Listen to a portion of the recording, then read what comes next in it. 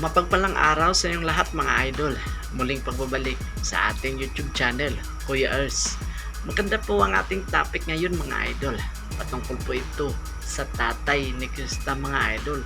Meron po itong isiniwalat patungkol po sa mga biyating sponsors at sa mga sumusuporta nito tungkol kay Krista mga idol. At syempre, di rin po mawala si Idol Mikoy mga idol. At ito po mga idol, sinabi sa tatay ni Krista habang in-interview ni Idol Kalingap Tata noong kapistahan sa kanilang barangay mga idol. At bago yan, atin mo nang batiin ang ating ama ng Kalingap, Kuya Val Santos Matubang, Idol Kalingap Rab, Atin Vlogs at Ma'am Jack Tapia Matubang, at sa lahat ng ating mga kasamahan dyan, ang Kalingap Reactor Partners at Kalingap Charity Vloggers nationwide. At syempre, di rin po natin malilimutan sa pagbati ang ating mga magigiting na OFW, ang ating mga silent viewers, silent subscribers. At ngayon mga idol, ating masaksihan mga idol ang sinasabi sa tatay ni Idol Krista sa interview ni Kalingap Tata. Ano kaya ito mga idol? So please watch this. Unang-una po sa asawa ko, mga kapinsanan, mga nanay, tatay, nandito po. Hindi ko po inaasahan na ganito po yung pista namin ngayong taon. Kasi nung taon, wala kang handa? Wala po talaga. Nandun po kami sa sa sport complex po. Doon po kami nagpista. Siya? Siya po. Ay, grabe oh. Na kung may rahugan po noon, yun po, yung pista namin noon, wala po talaga. Ngayon po, salamat po kasi salamat kay Krista kasi salamat sa mga sponsor ni Krista. Salamat kay Ate Maria, kay Kuya Tata po kasi sila po yung instrumento ni God para naabot ni Krista yung pangarap niya. Maraming salamat po kasi ako po talaga nagtatrabaho ko sa Manila, hindi ko po alam na may sinasalihan na yung anak ko. Tsaka hindi ko alam na discover siya. May Ate Ligaya, tapos hindi ko alam, nabigla po ako nung sabihin ng anak ko na ibablog siya ni Kuya Rab. Maraming salamat po sa sponsor. Pero buti okay sa'yo nung time na kami muna yung nag-vlog kaya no kay Krista. Ay siya po, maraming salamat po. Ako po nag-i-enjoy kasi yung tandem po ni Arjun po tsaka ni CJ talagang ay siya po. Marami po. Palagi po ako doon nakasubaybay. Sa totoo lang po, dina-download ko yung vlog na yun kasi sabi ko masaya yung anak ko. Masaya yung anak ko, masaya na rin po ako. Tsaka kung ano yung ano ng anak mo, siya po, yung mga na-achieve ni CJ, laking tulong po sa amin, sa aming pamilya po. Siyempre dating, nung hindi pa na-vlog si Krista, napakahirap talaga ng buhay niyo, di ba? Ay, talaga po, totoo lang. Napakahirap talaga ng buhay niyo. Minsan nung in-interview ko si Krista, umiiyak siya eh. Ako lang po talaga inaasahan sa amin. Minsan po, nadidelay pa yung sahod ko noon. Yun sabi niya. Kasi po, totoo po yung sinasabi ninyo kasi minsan naiiyak si Krista. Kasi po, minsan po, sa pagbabalik ko sa trabaho, kaya po nung namatay yung tatay ko, 1 month po ako natingga dito sa Bicol. Tapos po, pagbalik ko po doon, na ano naman po yung sahod ko, anong tawag doon, na unsettled, anong tawag doon? Na-hold po. Na-hold po yung sahod ko, kaya talagang suffer po yung mag-ina ko dito, tsaka si CJ, 2 months po, halos 2 months bago ko nakasahod. Kaya salamat din ako kay CJ kasi kahit wala ako nung sahod, nandyan siya. Natulong sa mag-ina ko. Salamat, maraming salamat po. Kaya lagi niyang, nung binablog namin siya, lagi niyang kinukwento about sa ano, pinagdaanan niyo, about sa buhay niyo na mahirap. Yun nga sabi niya ay nagko-construction ka doon. Totoo po yan. Minsan na-hold yung ano. Talagang umiyak siya doon, grabe yung ano niya. Yung ano po emotion kami, niya isa po akong sa ano po, sa Laguna po.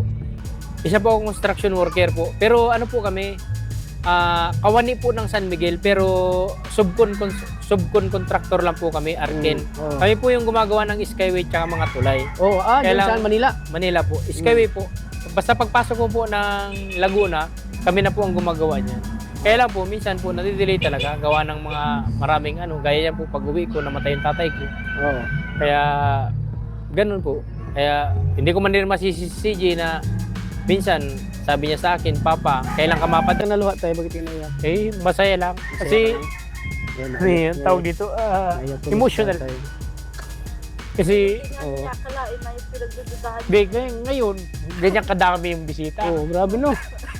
Karamihan pamilya ni Oo. Mrs. May sa akin, kunti lang. Mga kaklase ni CJ. Pero hindi ko akalain na gano'n.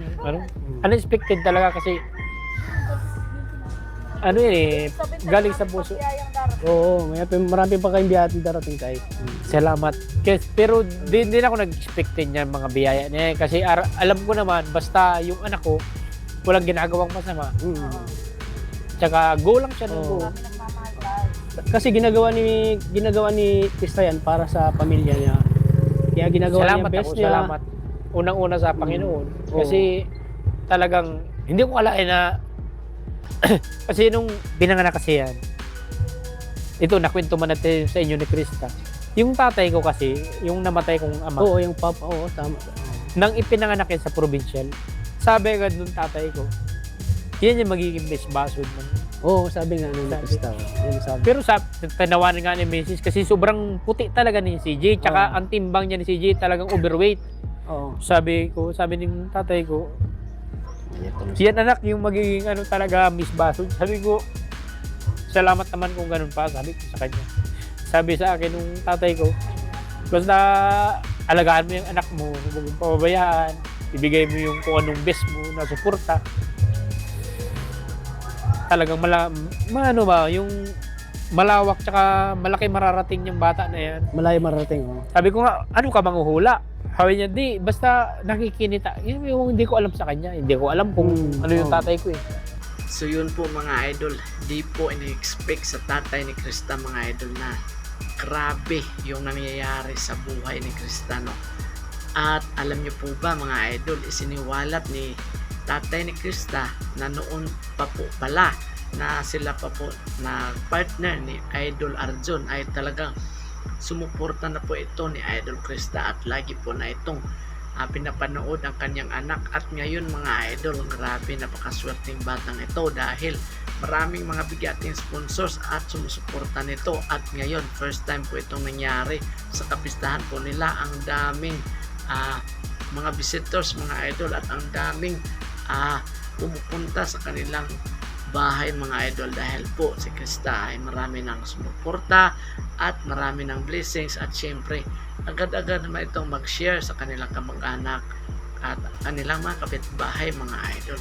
At grabe, ganyan po talaga ang mga batang mababait tulad ni Krista mga idol. At believe na believe si tatay mga idol kay Idol Krista. At sa interview ni Idol Tata mga idol, dito po isiniwalat at umiiyak si tatay mga idol dahil po ay hindi po siya makapaniwala sa nangyari ni Krista.